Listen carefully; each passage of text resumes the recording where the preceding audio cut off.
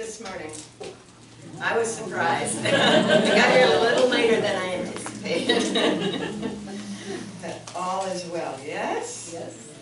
It's February. What we've noticed in the last few years, in case you thought climate change wasn't happening, is that most of the snowpack happens now in February, March. December, January, there's not a whole lot on the mountains now. So we need more precipitation. Yes? Yes. Good. Hi. This is a series over the course of the next, of this several months, in and around and between special things. We're going to look at the 7 principles. And for those of you who haven't listened to my little talk on our membership days where we talk about the history of the UUs, the first 6 were established in the mid-60s when the Unitarians and the Universalists joined to form the Unitarian Universalist Association. And a bunch of individuals from different congregations all proposed things that might be what this organization focuses on. So these are generated by individuals and then collectively explored and modified and da-da-da-da-da. So this is our second principle. We did the first one last time, and some of you have buttons, which intended to go out last time, but for whatever reason didn't. So now you have them this time. The inherent worth and dignity of all, and in the principle it was humanity, but it is morphing every Earth Day into more and more all beings. The inherent worth and dignity of all beings. Isn't that lovely? All right. So the second principle, let's see if the system works here. It always helps if it works. Yes. All right. Can we read this together? We covenant to affirm and promote justice, equity, and compassion in all our human relations. Right, so think mid-60s, it's between 63 and 68, that might give you some dates to play, all right? This is where people were, and my sense is what they really wanted was to say, we want to make sure there is balance in our lives and in our world and in our social relations.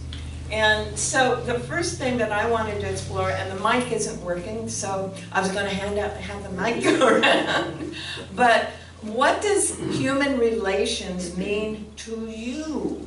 When you say that word, that phrase, what comes up? Now, in my little write-up, I said it isn't just a job description or a department in a company, which it has become. And I'm not sure that that's actually all that helpful, frankly, but it means a lot more than that. So what are some of the things that human relations mean to you? Just raise your hand and pop up. All right, you and then you. For me, it means that every time I have an interaction with someone, it's important. All right. It matters. It might be the last time I have a chance to have an interaction with that person. Ooh, interesting. Your turn. Thank you. Human relations, I think, is communication. Communicating with people that may have different opinions than yours, and I think we can learn from each other. Excellent. Especially in these days, because sometimes we get the wrong idea about certain groups of people. We need to do some careful listening. Thank you, Barbara. Someone else, what does human relations mean to you? Back to back. To me, it means honoring one another. It's like that namaste, where it's just saying, I see the light in you as I greet from the light within me. So it's just honoring. All human relating is an honoring. Honoring. All right, thank you. Human relations. Yeah. Creating a community and just getting together and sharing a passion and making that be the principal thing, and that even if you do have different opinions about different things, just to keep bringing it back to that common ground. That's beautiful. It reminds me, okay, Marcy. Oh, no. Okay, I'll let you go. Say something, but, Stand up, please. To recognize another being and to be recognized. In human relations, it means to recognize it. And just that connection, that face-to-face connection. Cool. Thank really you. seeing someone. All right, thank you, Marshall. Over here, and then over there. When I hear human relations, I always think camaraderie. Like, that's the first word that comes, because like, we can believe and think whatever the opposite of each other, but when we all come together for a purpose, regardless if there's different opinions, it's the camaraderie that we have with each other. So that's what I think of. Excellent, thank you. Well, this may not be as profound as something wonderful thinks. Just smiling at people. I read about this man who was in his car, was going to go commit suicide, and this beautiful woman in the car next to him just looked over and gave him a smile. And he said that, that someone who looked like that could give me a smile. And kindness. Nice, Yeah. thank you. Can you stand up, please? Finding our place. Human relations is finding our place. Thank you. All right. Yeah, I believe human relations is putting other people at ease, people that are with you, trying to make them comfortable to be around you. Marvelous, Thank you. marvelous. All right, I was going to say something about when Patty was standing up, it reminded me, I grew up in a world of academics and engineers and scientists, and I spent my summers on a farm with folks who hadn't gone to college. Yeah, whole different world, right? And so what did we have in common, right?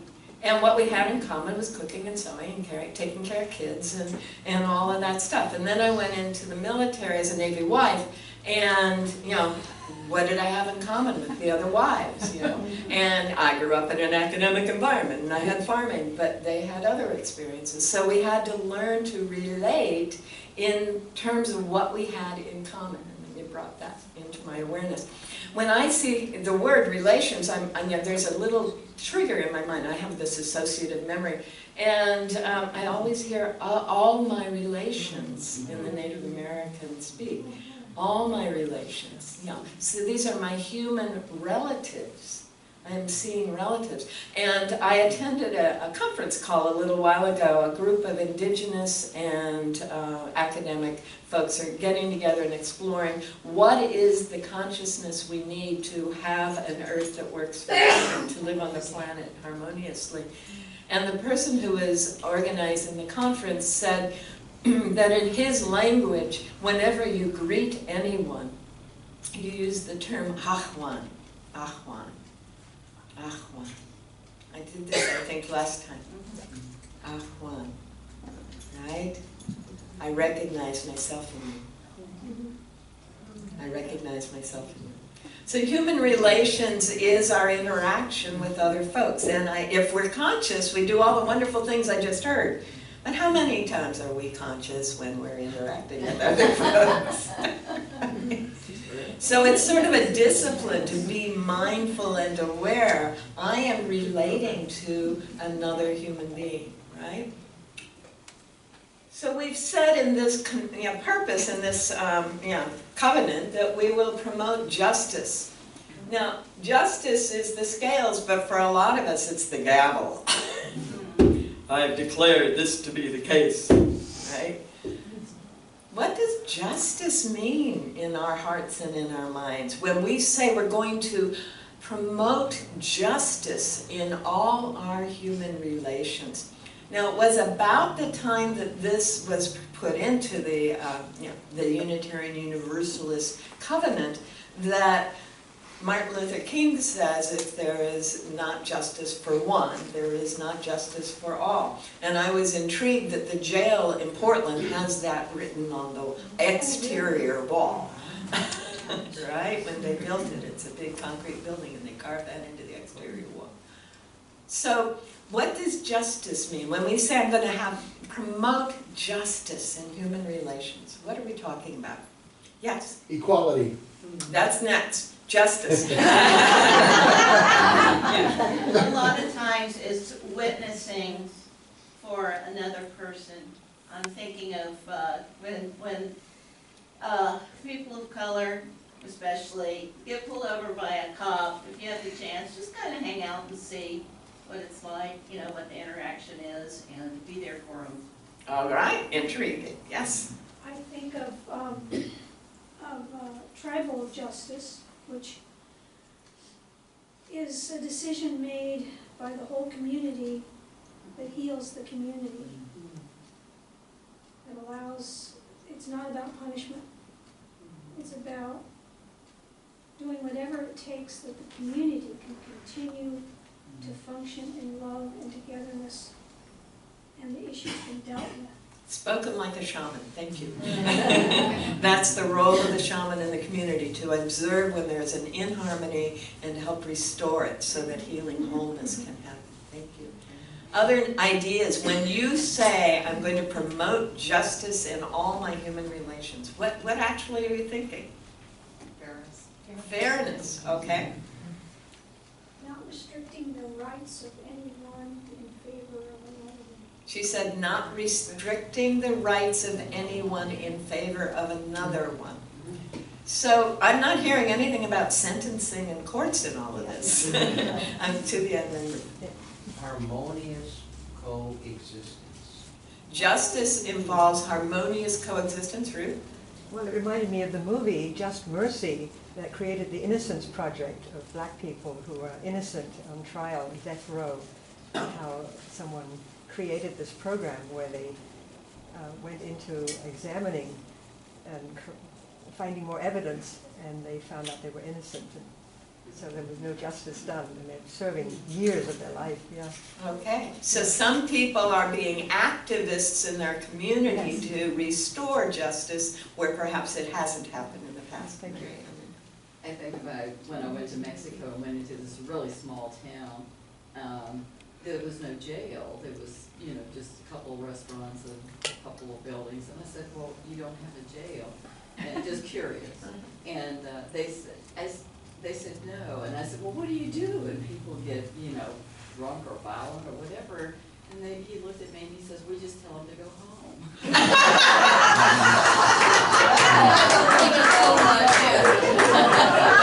A few people didn't hear that. What do you do when they get drunk or violent? We tell them to go home.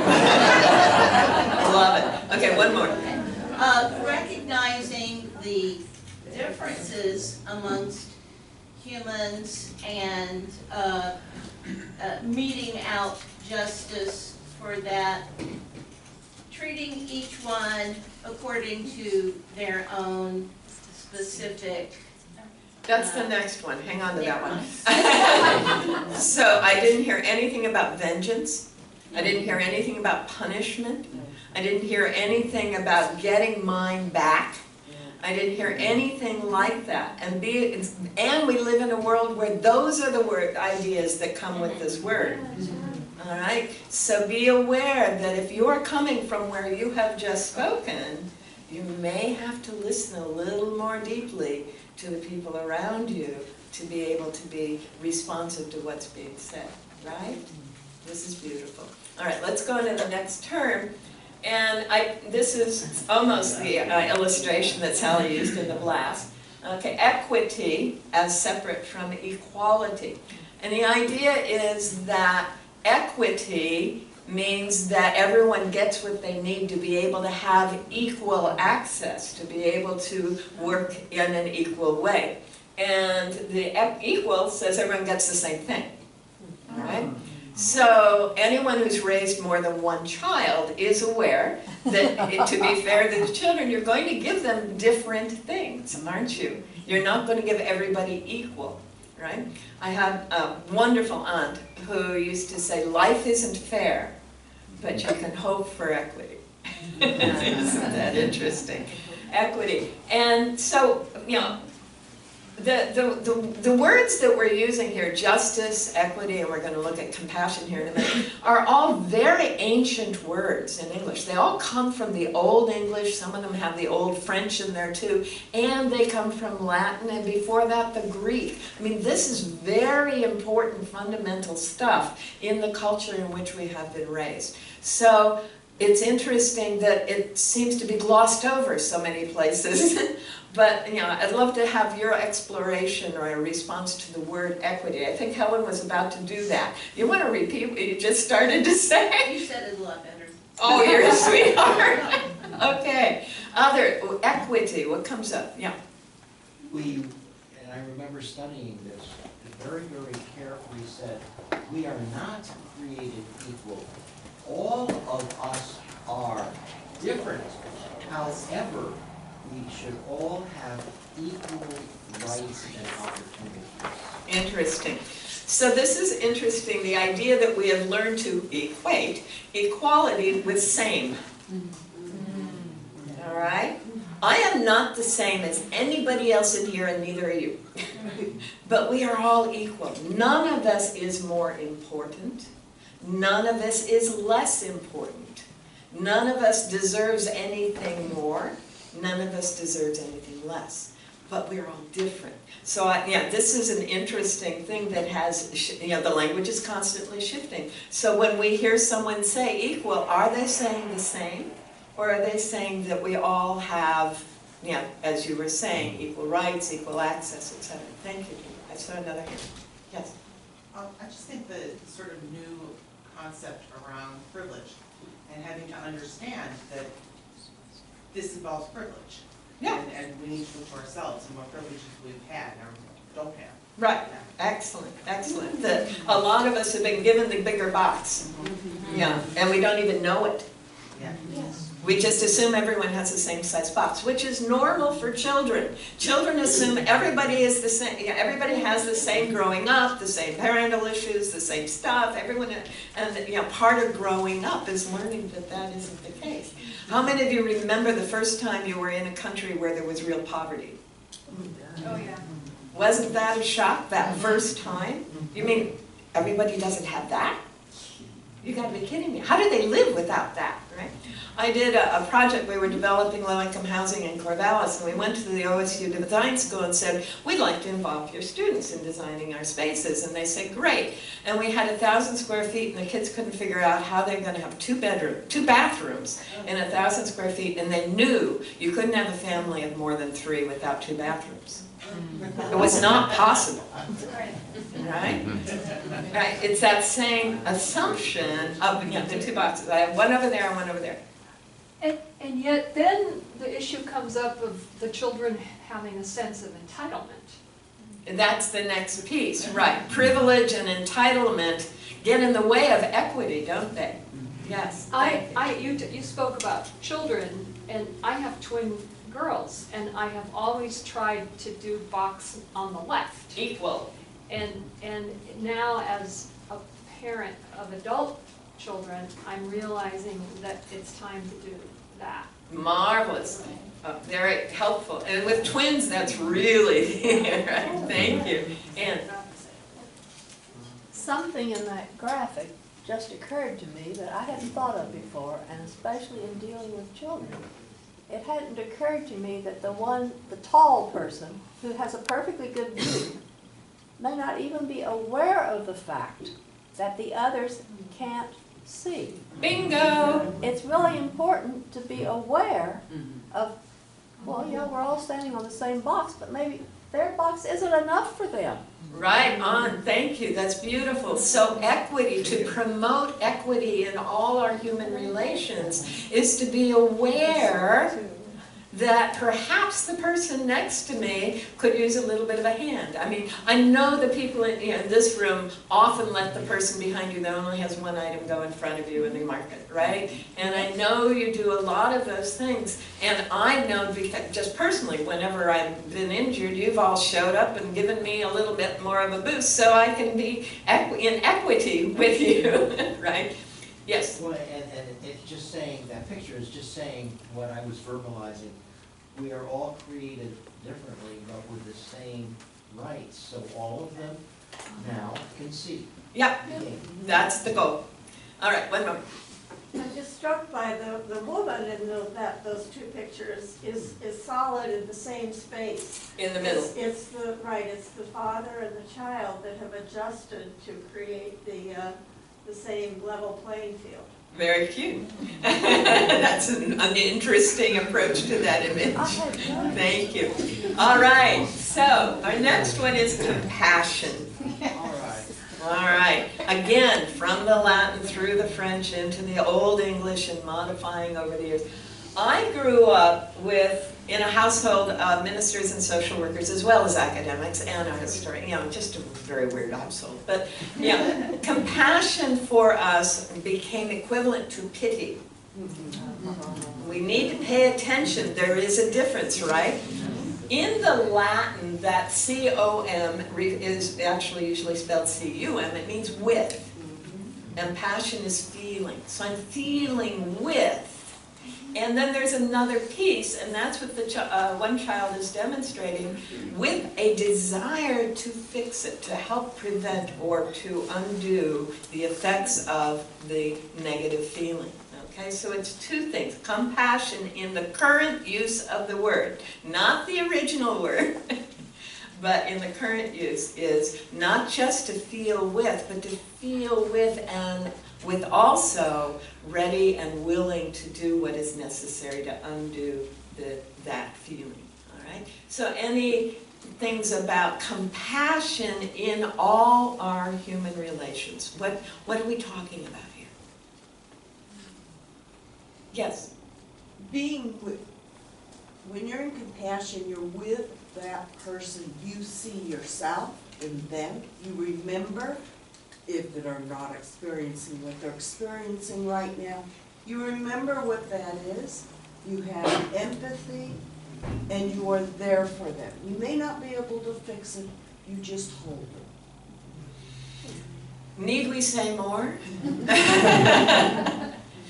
Actually, Michelle and I used to talk about compassion 10 years ago in another town, in another place, because part of what I was up against was I couldn't separate that I'm up here feeling pity for you from this feeling with peace. And I love what you just said. Thank you.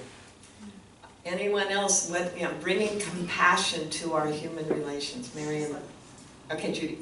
I just like empathy, not sympathy. All right, and that's another interesting thing. Empathy means that I am feeling with you. Sympathy has come to mean I am feeling for you. Okay, again, sympathy is more like pity in our world now. And again, those are misuses of the original words, but that's how the terms are evolving. Thank you.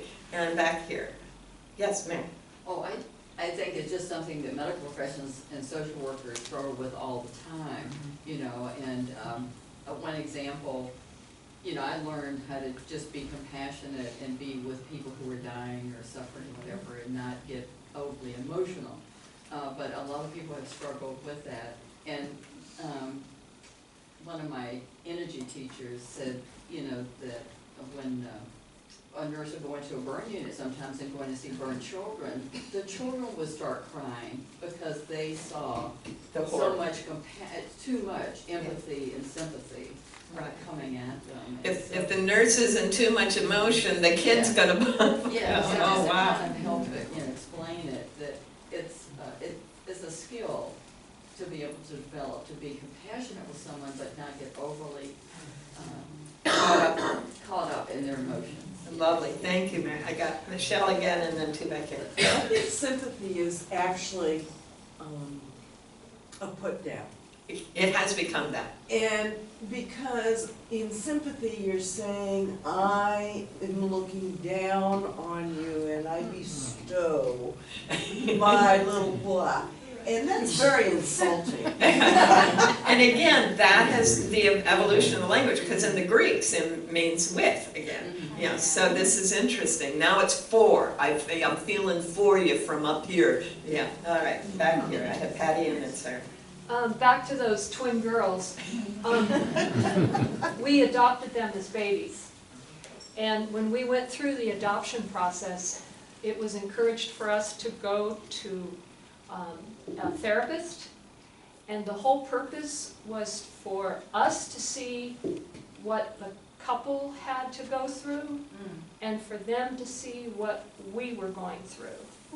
It's like we each wore the other's shoes. And I've had to talk to people who are thinking about adoption, and I always tell them, I hope that therapy is part of it, because that's what helped us with the 2 couples and the 2 babies go through that process, because we had compassion and empathy for the other half of the equation. That's lovely, thank you, that's helpful. Sarah? Wow, I always said about my oldest son, if he had been twins, I would have given him back, so. There were days. That's amazing. From what I saw this week on television, glued to the television with all that was going on, with the national scope, with the politics, I think we who have compassion and empathy are in the minority, and it's very scary to me. Very scary. All right, so, yeah, and that's an interesting thing, and I like, I'm gonna beat my usual drum. The media is not there to inform us anymore. It's there to, Listen. right, to ignite us. It's not unite, but ignite. And it's unfortunate that has evolved, and what we get to do is have compassion for the people who are in the middle of that and have no idea, and promote justice, equity in our relations. Thank you, Sarah. I saw another hand over here, Bruce. It seems to me it all comes down to being able to walk a mile in their shoes. Right. Put That's a yourself in huge their part of it. position every time, yeah. Very good. Yes, do not judge someone until you've walked a mile in their moccasins, yeah? So that's what I had to say today, and I wanted it to be us saying it today. We have joined or are participating in an association of thousands, hundreds of thousands of people around the world who have covenanted. That's not a contract, that's a heart thing, right? We have covenanted to affirm and promote these 3 qualities in every aspect of our interactions with all human beings. Thank you so very much for doing this.